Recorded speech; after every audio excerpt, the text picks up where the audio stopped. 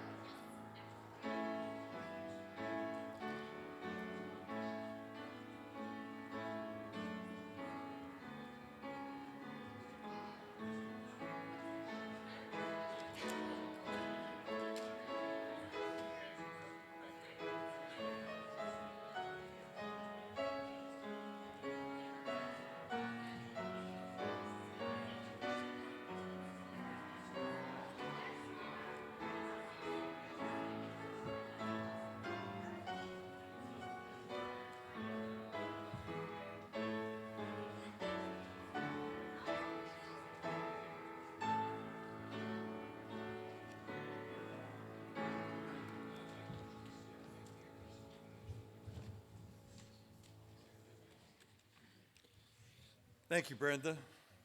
Good morning. That's pretty feeble. Good morning. To all of you, good morning also, and to everybody following us online. I'm Dale Johannesmeyer, an elder here at Scots Kirk, and on behalf of Pastor Jim Mitchell and the session, welcome again to our worship service this morning. A worship service, it's a beginning of the week of Thanksgiving in this country, but which is special, of course. But as Christians, with our salvation guaranteed by the work of our Lord and Savior Jesus Christ, every day is Thanksgiving. So let us be thankful. Announcements, point out a couple things because there's some changes this week. The Bereans men's Bible study on Wednesday will not be held, and the women's Bible study on Tuesday will not be held. The men's Isaiah Bible study on Monday will be held here at the church at 7 o'clock. Also, something not in your bulletin, the Associate Reformed Presbyterian Church always has a special fall offering during Thanksgiving. Should have been in the bulletin. We neglected to do that. So those explanations of what the offering is for, as well as envelopes, will be on that back white table under the bulletin board. And just make out a check or put cash in there. Make out a check to, what do we make the check out to, Barry? Just make it out to Scots Kirk and put for Thanksgiving offering? Okay, sounds good. Otherwise, after the worship service, please read the rest of the announcements in the bulletin. In preparation for our worship service, I would ask that you please read verse 7 of chapter 6 from the book of the prophet Hosea that's printed in your bulletin. And then take a few moments to contemplate the scripture, to prepare your hearts and minds to worship our awesome God.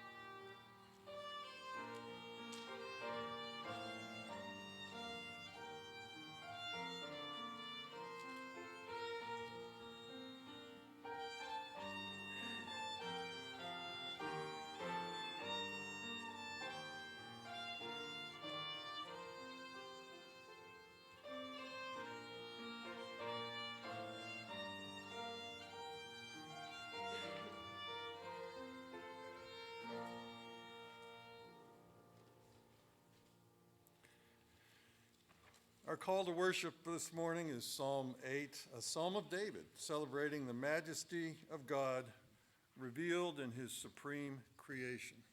Hear the word of God. O Lord, our Lord, how majestic is your name in all the earth. You have set your glory above the heavens. Out of the mouth of babies and infants, you have established strength because of your foes, to still the enemy and the avenger. When I look at your heavens, the work of your fingers, the moon and the stars, which you have set in place, what is man that you are mindful of him, and the Son of Man that you care for him? Yet you have made him a little lower than the heavenly being, and crowned him with glory and honor. You have given him dominion over the works of your hands. You have put all things under his feet, all sheep and oxen, and also the beasts of the field, the birds of the heavens and the fish of the sea, whatever passes along the paths of the seas. So then let us begin our worship service by standing and singing a hymn of praise to our sovereign God and Creator from the Trinity hymnal, number 76, Praise My Soul, the King of Heaven.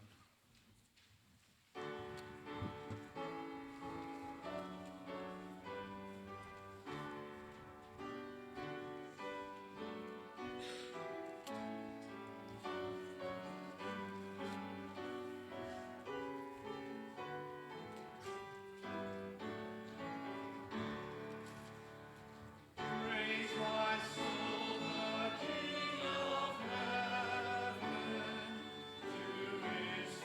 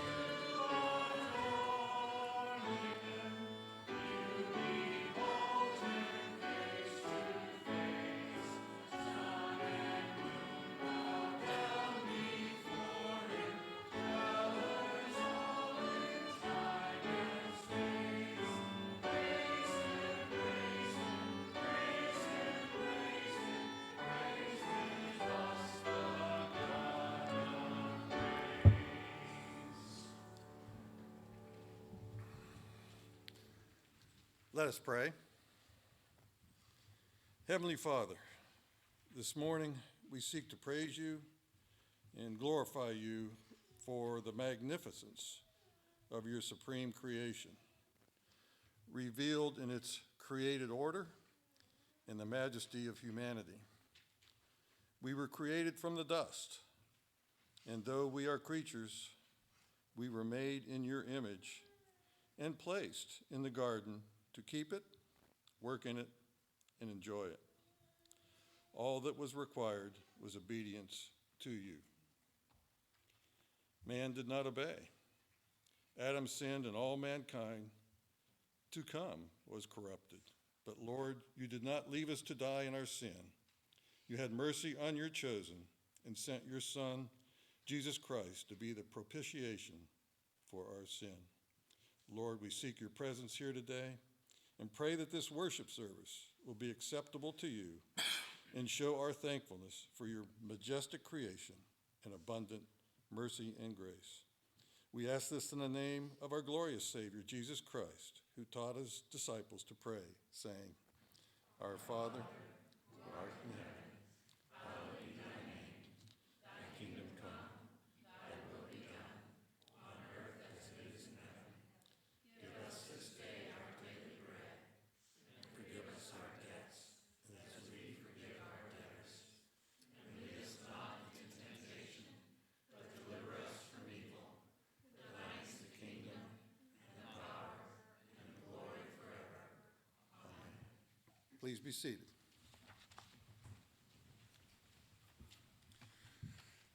Our confession of sin this morning, we will read responsively using verses from 1 John 5 through 10.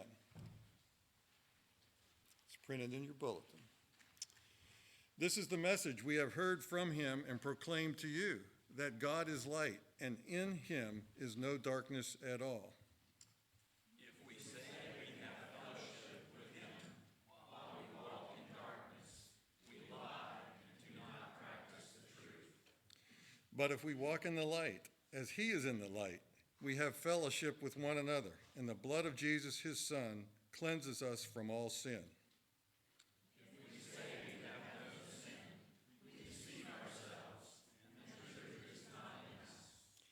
If we confess our sins, he is faithful and just to forgive us our sins and to cleanse us from all unrighteousness. If we say we have not sinned, we make him a liar, and his word is not in us. Keeping these verses in mind, please take a few moments for silent confession of sin.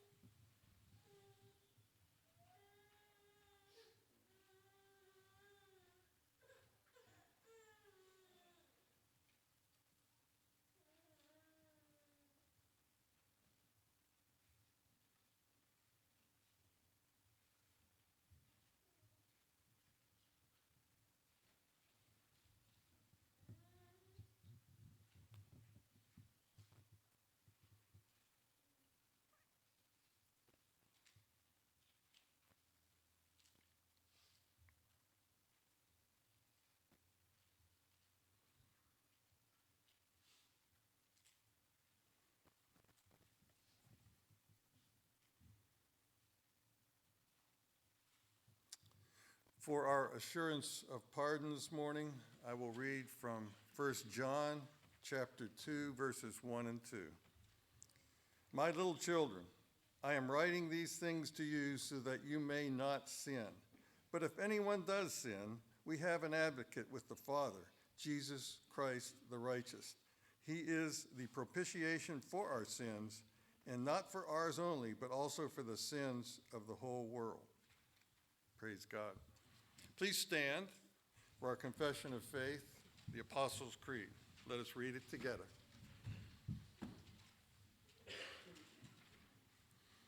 I believe in God, the Father Almighty, maker of heaven and earth. I believe in Jesus Christ, his only begotten Son, our Lord, who was conceived by the Holy Spirit and born of the Virgin Mary. He suffered under Pontius Pilate, was crucified, died, and buried. he descended into hell. The third day he rose again from the dead. He ascended into heaven and is seated at the right hand of God the Father Almighty. From there he will come to judge the living and the dead.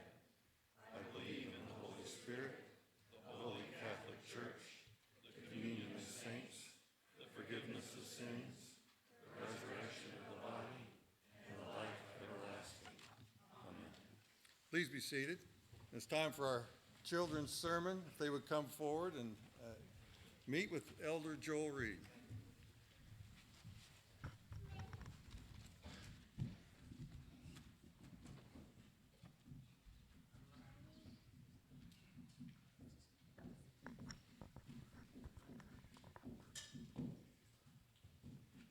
All right.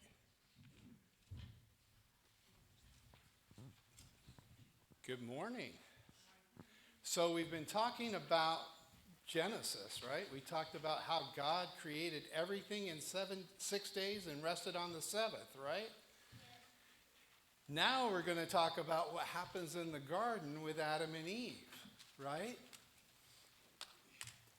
God told Adam that he was to take care of this garden that God created. There were trees of every kind. And he said, in the middle there were 2 trees. The one that was the knowledge of good and evil, he couldn't eat from. But he could eat from any of the other luscious, beautiful fruit that God put forth. All he had to do was stay away from one tree. You know what happened? He couldn't do it. He had to go eat the fruit. He got tempted by Satan, and Eve took and ate the fruit and gave it to her husband. But he fell down. He could not fully and completely follow God. And you know what? The only one that ever fully and completely followed God's word and God's law without ever sinning was Jesus. And he died for our sins and rose again so that we could spend eternity with God. Because when God looks at us as sinful people, he actually sees us as if we hadn't sinned because of Jesus, if we belong to him. Let's pray. Dear Heavenly Father, we thank you that you loved us so much, that you gave us a way back to you, that you see us as holy as your Son, because we have our confidence in him. In Jesus' name we pray. Amen.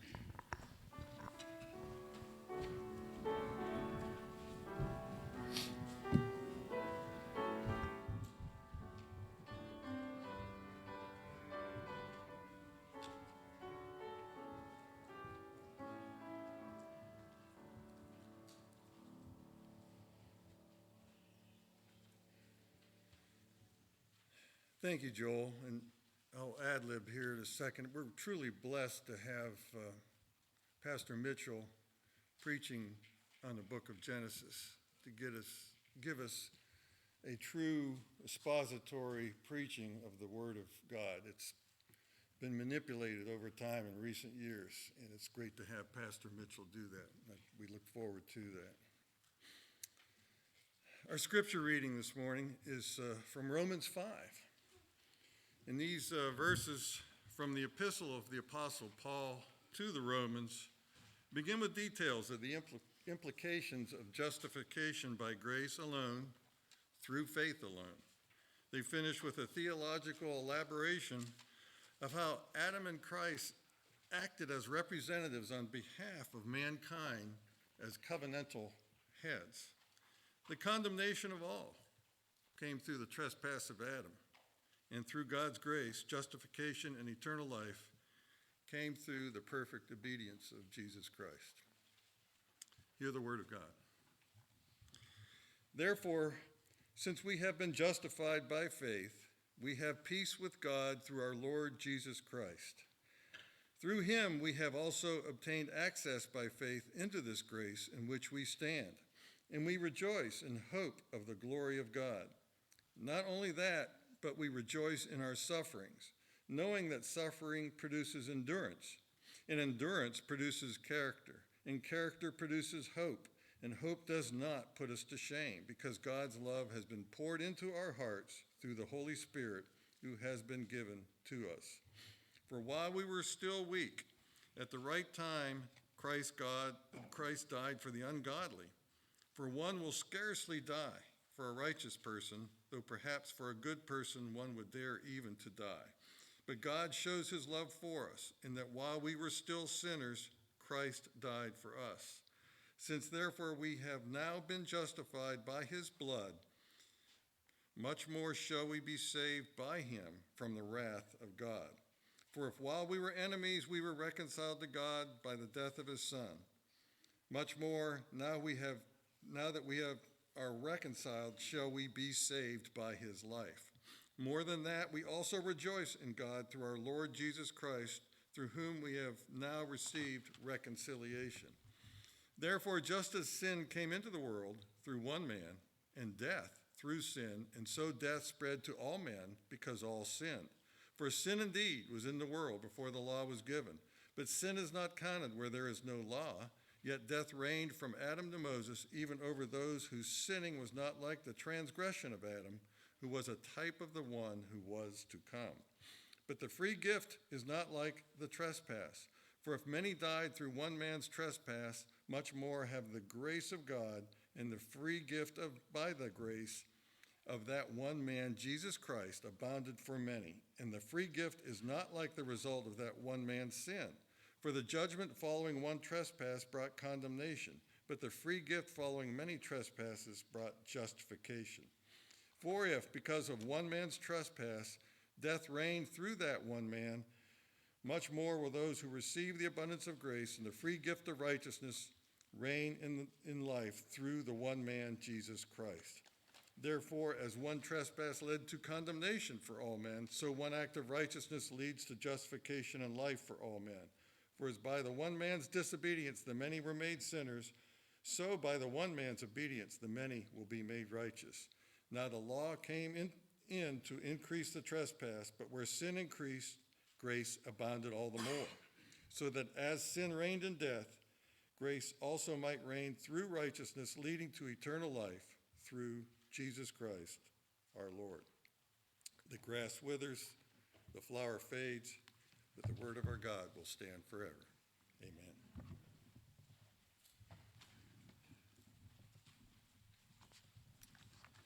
Let us go before our great God once again in prayer.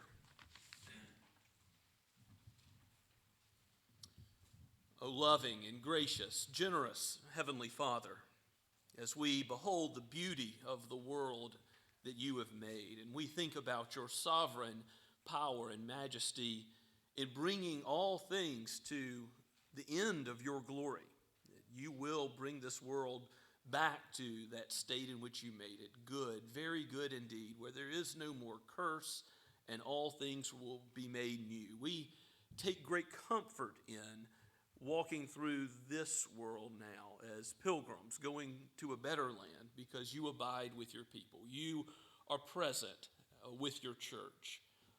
Lord, we thank you for the opportunity to address you in prayer, that we are adopted sons and daughters, and this high privilege is given to us by your voluntary condescension in Christ, who has not only washed us and made us clean, but has called us into your family, into your kingdom. May that kingdom sound forth here and throughout the world. Lord, as your gospel is preached in Summerville and the greater Charleston area, may your word be heard and accepted.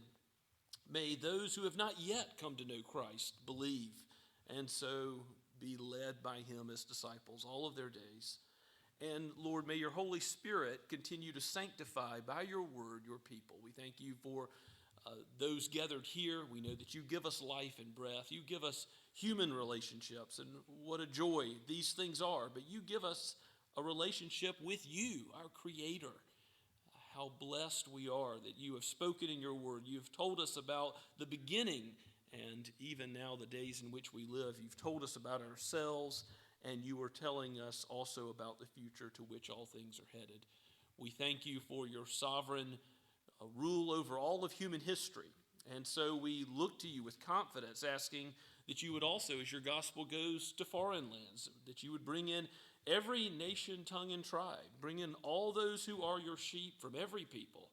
Let the gospel continue to spread. We think of the new work in Rhonda, and we pray for Lee Shelnut and his ministry there. We pray for the Goodmans as they are transitioning to teaching in Africa. And we thank you, Father, for that call upon their lives, and pray for those who will be in Wales after them, and for the church, evangelical church in Wales. We pray also, Lord, that you would bless the Allers and Rebecca Carson and the hospital in Sahiwal, Pakistan. We know that you are God over the body as well as the soul. Help those Muslims in that land to see the goodness of Christ, even as they are ministered to in physical ways. Father, we pray for those amongst our number and amongst our visitors who are sick or ill. We lift up Sharon Gritton. We ask, Lord, that you would be with her, give her healing. Be with Rich Troutman as he goes back to Pennsylvania for a little while, and watch over his health and give him joy with family there. We pray, Father, also for Ron and Kelly and Joshua Crumps, that you would help them as they are preparing to move to Columbia. Lord, we will miss them, but give them a great joy and success in that move, and aid us as a congregation. We pray that you would prepare our hearts for thinking about your incarnation in many ways, but most of all, Lord, help us be outwardly focused at the good of our neighbors who need to know about Jesus, the Son of God, coming into the world, the one mediator between God and man. Help us with deeds of hospitality and love and mercy. Show his love and speak of his love. Give us a culture of evangelism as a church more and more. Lord, I thank you for all the gifts and talents you've bestowed on this body, for all those who are so gifted at teaching and music and song, and who are encouragers and who are able to lead young ones, and the women of this church, and the older women teaching the younger. Father, I thank you for so many gifts that you've given, and we continue to ask your wisdom on the election of officers. For those who are called to be elders and deacons are called to a noble task, an important task in your church. We pray for wisdom for those and other offices, and also the budget as it's considered in our annual congregational meeting. Give us kingdom priorities in everything we do, Lord, not to please any man, but to please you. Help us as a church to depend on you for all things, knowing that any success that's going to come, Lord, it all comes from you. Your right hand is not short. You were able to give conversions and sanctification and spiritual success, the growth of your kingdom here and around the world, because you are God. You have made us, and not we ourselves. So unto your name be glory, not unto us, O Lord. We pray for every worldly leader, from the president and Congress and Supreme Court all the way down to local leaders. We continue to long for a day, Lord, to see it with our own eyes, where the unborn will be protected. We know that you are a God of justice and a God who hates evil. So let our culture no longer call good evil and evil good, but give us a righteousness and justice that would roll down like an ever-flowing stream. We look forward to the day when the knowledge of you will cover the earth as the waters cover the seas, when we will be pilgrims no longer, when we will not see through a glass darkly, but will behold you as you are, O Lord, face to face. And then we will enjoy singing your praises forever in that eternal rest with the angels, always proclaiming your perfections, and your people enjoying your presence, enjoying and working together for your glory, with no curse any longer found anymore. And we look forward to that day with confidence, knowing that Christ has already completed all that we need is our head. We give you great thanks with gratitude for his work for us. In his name we pray. Amen. As we continue to worship this morning, there is a typo in the bulletin. It is Blue Book page 38 that we're going to sing next. My heart is filled with thankfulness. And again, Jen Gellard will lead us in the first two verses, and then the congregation will join and stand on verse 3.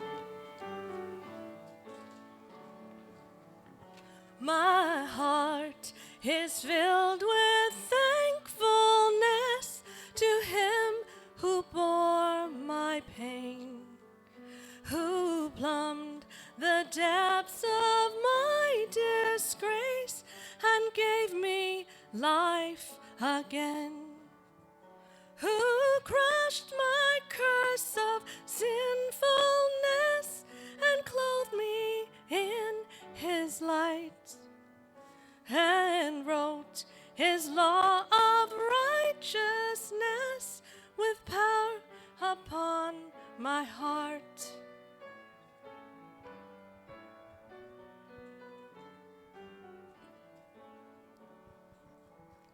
My heart is filled with thankfulness to him who walks beside, who floods my weaknesses with strength and causes fears to fly, whose every promise is enough for every step I take, sustaining me with arms of love and crowning me with grace.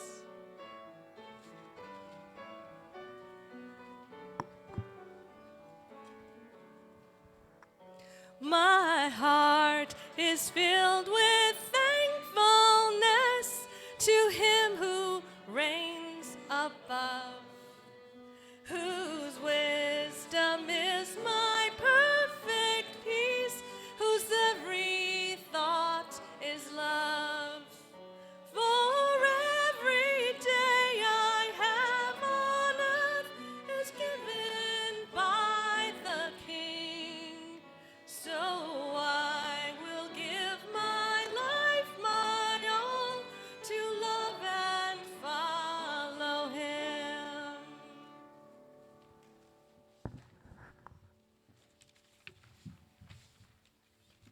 Let us pray.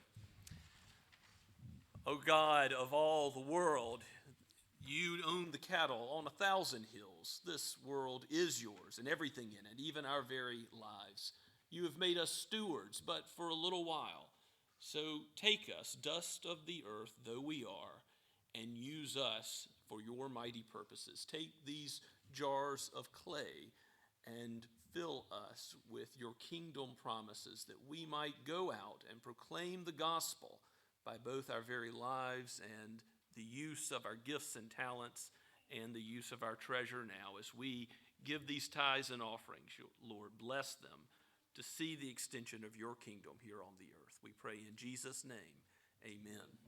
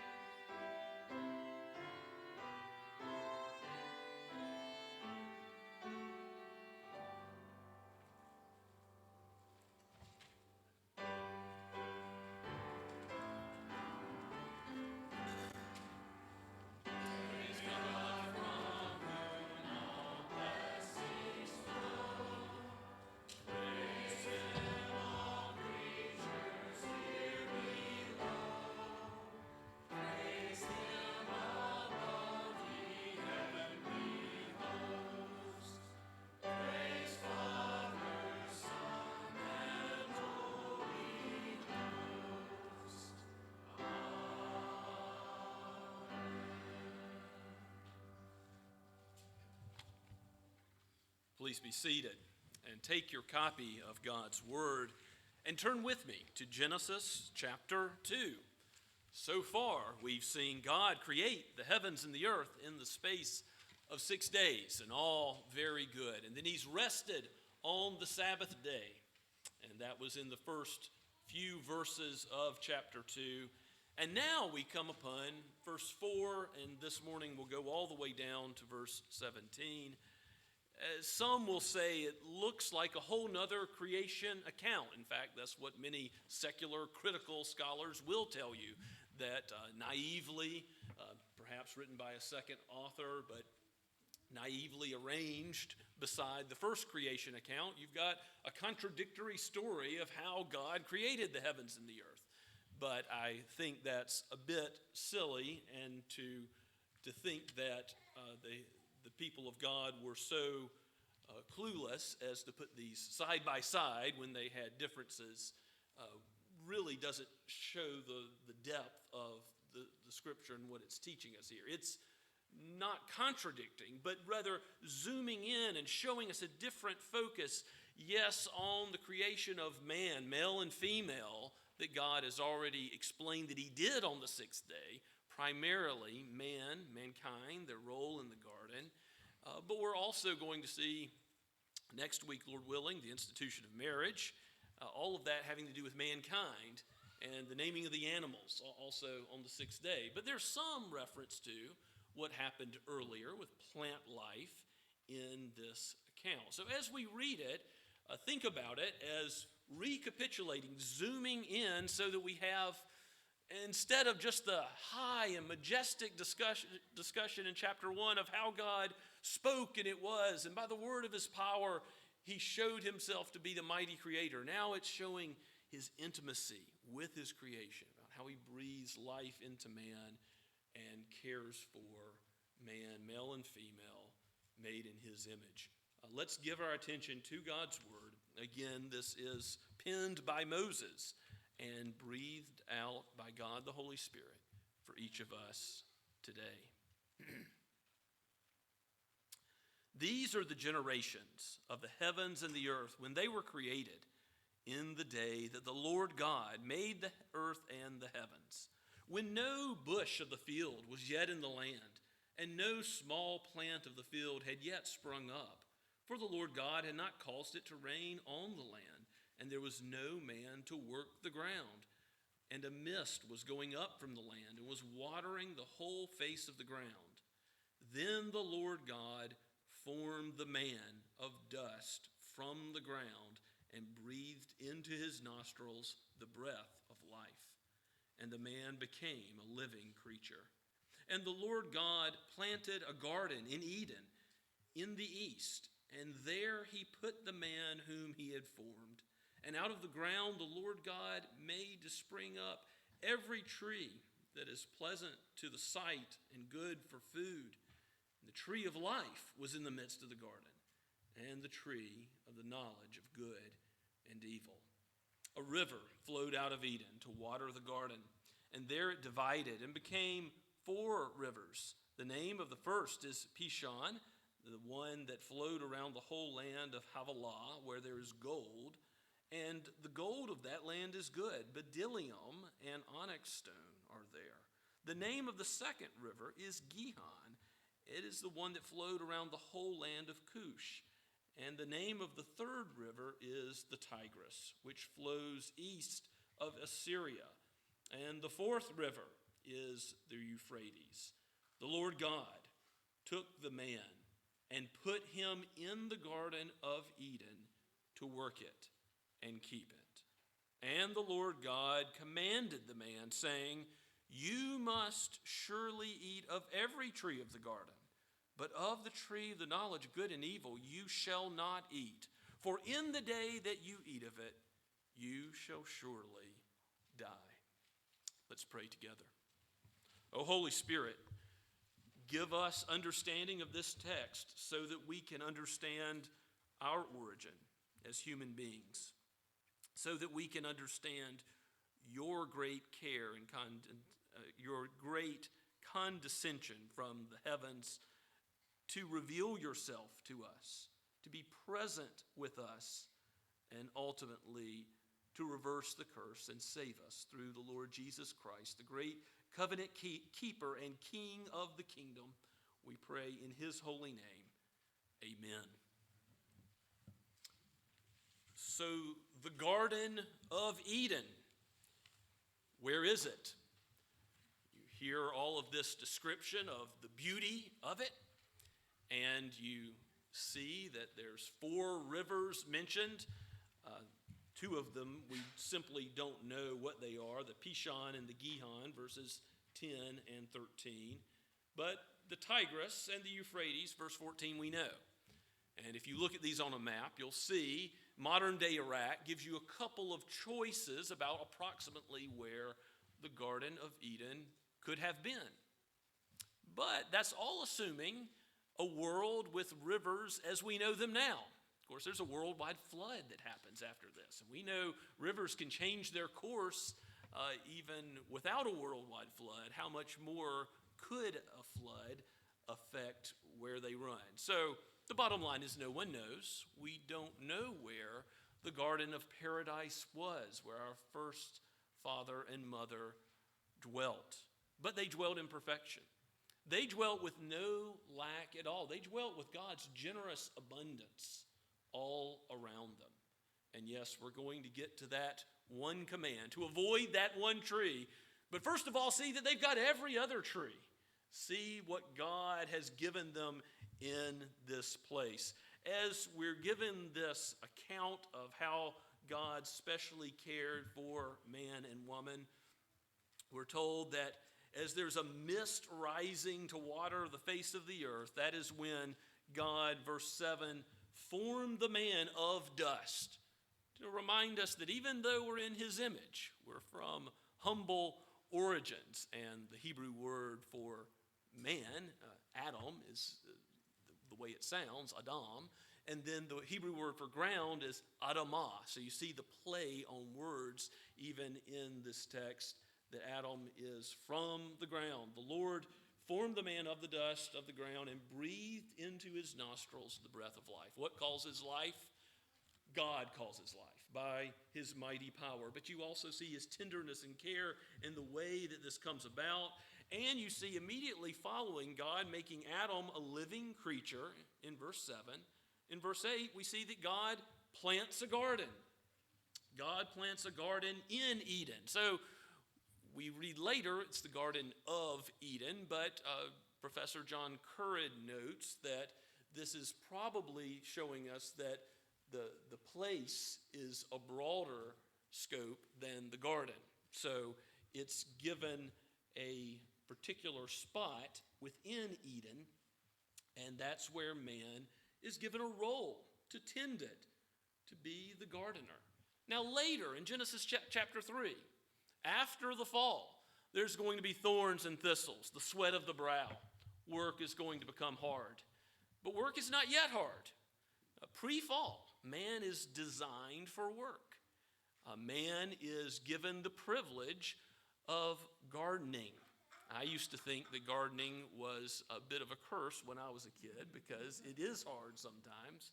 I had a great-grandfather who gardened into his upper 90s, into old age. It was a blessing for him as it no doubt extended his life. But there's a garden we'll see in Scripture that comes in the city, in the New Jerusalem, that God plants this tree of life.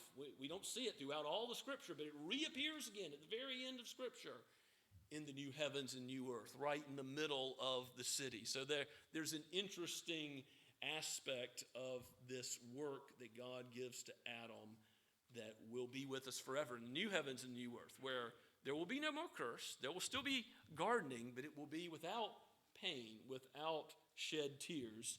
It will be a joyous thing that we work in some ways physically to God's glory. Now, Adam's also going to be given some work that has to do with a more intellectual nature and taking dominion over the animals. He's going to name them all and categorize them. So that's a different sort of work that God calls him to. But we ought to be reminded that working to God's glory is good. In Ephesians 6:6, the Apostle Paul reminds bondservants, slaves, not usually in the harshest of senses, but those who are working for masters that they're indebted to. The bondservants should not only work hard when the master's looking as men pleasers, but they're also to serve them well when their eye is not upon them. Because whose eye is always upon them?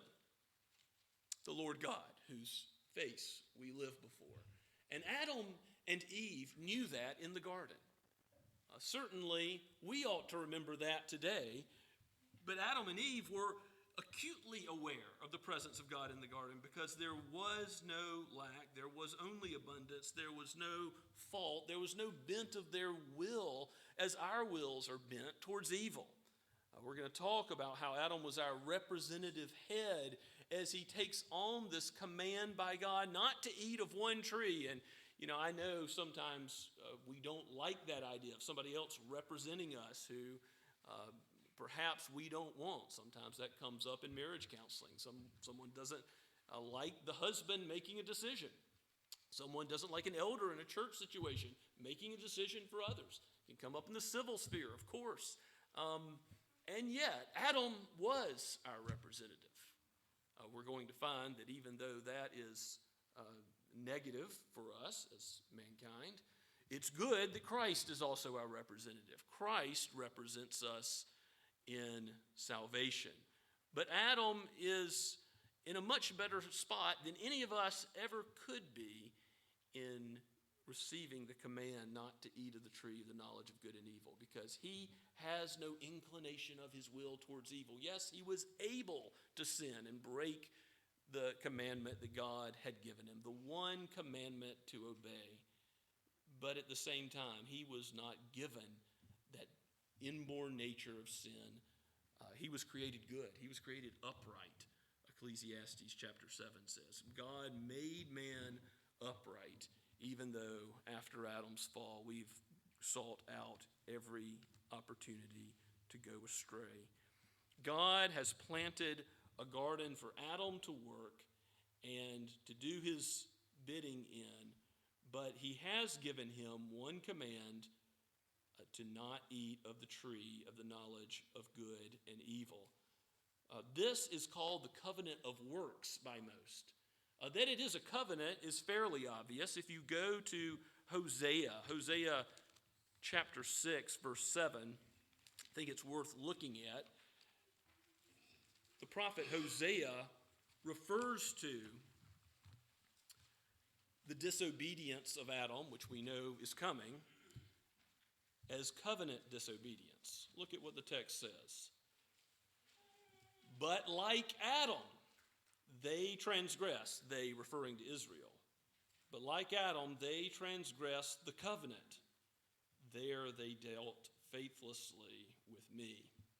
So God is dealing with Adam in a covenantal way in our text in Genesis chapter 2. What does that mean? First of all, sometimes you hear people say, God and I have a deal.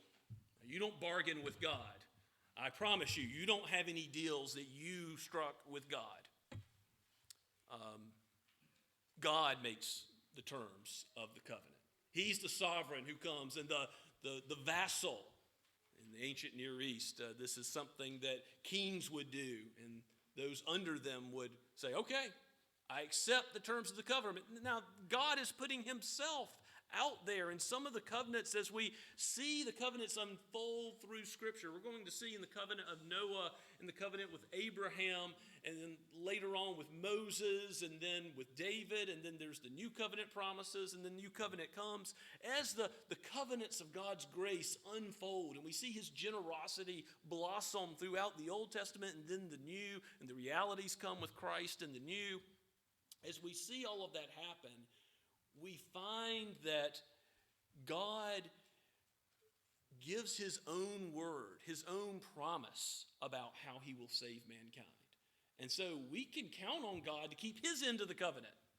But of course, there are stipulations. There are rewards if we keep our end, and then there are threatenings, there are punishments if we fail to do what God requires of us. And so what did God require of Adam? Well, He hasn't given 10 words from Mount Sinai yet. He hasn't given the 10 commandments that tell us how to love God and love neighbor. But those are 10 commandments from who? From God. So how can they be summarized? Obey God. Here's one command. Adam, obey God. Listen to God. And what is he ultimately going to do? He's going to judge for himself. Who is he going to believe? The serpent, his wife, anybody but God who made him and knows what's best for him and knows how disastrous this will be. You see the foreshadowing of all the effects of sin and the curse in verse 17 when it says, God says, you shall surely die in the day you eat of the fruit of the tree of the knowledge of good and evil. Remember, God's given all this abundant fruit. It's not only beautiful, but it's good for food. God's made it to sustain him. But here is the fruit he's not to eat. And we're going to see how Satan uses its appearance and tells Adam it's going to make him wiser. All false. He's going to be worse off intellectually, morally, in every way after eating of this fruit. But we see that foreshadowing that he will die when he eats of it. What kind of death? Spiritual death, ultimately. But physical death, too. Physical death will come, and it will come to us one day. It is all as a result of Adam's fall. This is a key component to Christian theology, to know where we came from, to know we are but dust, and to know that this covenant God made with Adam still has continuing implications for us today. In fact, the salvation of the Lord Jesus Christ would not make sense without him fulfilling on our behalf the covenant of works. Because anyone who breaks God's law at any point breaks the whole law. They have not listened to God. They've not given him the obedience that he is due. Westminster Confession, chapter 19, I think is worth looking at. I've printed it for you in your outline on the back of the bulletin if you want to read it with me, as it characterizes the covenant God made with Adam as giving him a law. Of course, the law is don't eat of this one tree. God gave to Adam a law as a covenant of works by which he bound him and all his posterity. See how this covenant affects us. We are also required to be obedient in the way it's about to discuss. It bound him and all his posterity to personal, entire, exact, and perpetual obedience. Well, when you ask people, are you living a good life? They might say, yeah. But if you define it as God defines it, perfect, exact, entire, perpetual obedience, with every fiber of our heart, soul, mind, and strength, loving God and loving neighbor as he's called us to, then we know. No one after Adam is able to keep that and do that. But this law that God gave Adam, it does have threats, does it not, and promises. God promised life upon the fulfilling, threatened death upon the breach of it, and endued him with the power and ability to keep it. So he didn't have the bent we have towards sin. He could have kept it, but it was not to be in God's providence. This law, after his fall, continued to be the perfect rule of righteousness. Obey God. Do good works in perfection, entirely, exactly, your whole life, and you'll live. And as such, it was delivered by God upon Mount Sinai in 10 commandments and written in 2 tables. The first, our duty towards God. The second, our duty towards man. There's only one person who ever goes to heaven based on their works, and that's the Lord Jesus Christ. But we who are in him, the just shall live by faith, it says in Habakkuk, and Paul quotes in Romans chapter 1. The just will live by faith, not because we kept the law, but because the one we have faith in, Jesus, kept the law for us. And so the covenant of works is fulfilled in him. So yes, we don't like federal headship because Adam plunged us into sin. That's negative. We have guilt not only because of our own sins, but we have guilt when we're born in our first father Adam. You say, that's not fair to have guilt before we've even done anything ourselves that we are personally guilty for. but it's true. We're born guilty because he represented us. More than just giving us a corrupt nature, which he did, he also, in our stead, made the wrong choice. And it affects us. Just like when your president takes your country to war, it affects you. Whether you like it or not, it affects you. And glory of glories, hallelujah, Jesus and his decision for all of his sheep affects us as well. Unfairly, but most righteously, most justly, as he laid down his life for his sheep. He gives us his righteousness, his record of perfect obedience. He gives us his atoning death. And although that mercy, that grace, that unmerited reward, or that reward even in the face of our demerit is not fair, it is most glorious to the praise of God's grace, his attribute which is highlighted in the vessels of mercy that he has chosen before all of creation. So this federal headship aspect of Adam in Christ that we read about in Romans 5 is something to praise God for, something to thank him for, that he was wise in representing us in Adam. We shouldn't think we're wiser than God. And he was most gracious and wise in representing us in Christ. The just will live by faith, not by works of the law. That's why Galatians chapter 3, you can turn there if you like. Galatians 3 says it's only faith in Jesus, not works of the law, that can save. I'll start reading at verse 10.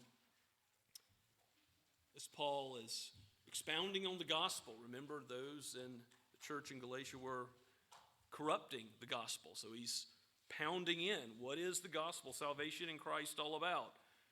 For all who rely on works of the law are under a curse. That curse that Adam is about to be given by God. Disobedience, curse. And there's no way we're going to get out from under that curse relying on works of the law, because we're already guilty in our first father. For it is written, cursed be everyone who does not abide by all the things written in the book of the law to do them. You see, the covenant of works is still in effect. God says, abide by everything that I've said, everything in the book of the law, all the 10 commandments, not just on the surface, but perfectly, perpetually, exactly, continually. You're cursed if you don't follow God to the extent of his holiness and his goodness all the way. Now, it is evident, Paul says in verse 11, that no one is justified before God by the law. For the righteous shall live by faith. There's that wonderful verse again. But the law is not of faith, rather the one who does them shall live by them. Christ redeemed us from the curse of the law by becoming a curse for us. As it is written, cursed is everyone who is hanged on a tree, so that in Christ the blessing of Abraham might come to the Gentiles, that we might receive the promised Spirit through faith. Christ is the living water, as these 4 rivers show wherever Eden was, that God was providing for the land all it needed. He provides the mist, he provides the waters of life. It is the Holy Spirit who breathes the water of life into you, who connects you with Jesus, the water that never runs out. Remember how he speaks to the woman at the well. He is the living water. When the Holy Spirit breathes new life into you, you may be dry bones, as Ezekiel 37 puts it, but God animates you. And just as he breathed life into that first man and caused him to be, distinct from all the animals, a living being with a soul that never dies, so now also, when the Holy Spirit comes and gives regeneration, the new birth to the Christian, he gives life, abundant, and life forever, life in God's presence. What will ultimately Christ's salvation, his fulfillment of the covenant of works mean for us? It means we're clothed in all of his goodness, and we're given adoption as his sons and daughters. We're going to be treated as he's treated, as perfect before God's presence in heaven forever, where we won't need the light of the sun. We will only know that communion with God that he originally intended with Adam, that Adam messed up, but that Christ completely abolishes the curse and fulfills. Let's give praise to our wonderful Savior. Lord Jesus, we thank you that you are the second Adam, that you are the one who came to deliver us from the curse of our failure to live by everything written in your word and Adam's failure to do the same. Give us the faith in you that leads to everlasting life, and have us walk according to the calling you've given us, not according to this world, for you have overcome the world, and you have given us a citizenship in a better land. We thank you and we praise you for your provision, for your generosity, for your grace, and for your mercy. We pray all this in your holy name. Amen. As we think of what the Lord's done, let's praise him, standing to sing once again from Trinity Hymnal number 75, O Father, you are sovereign.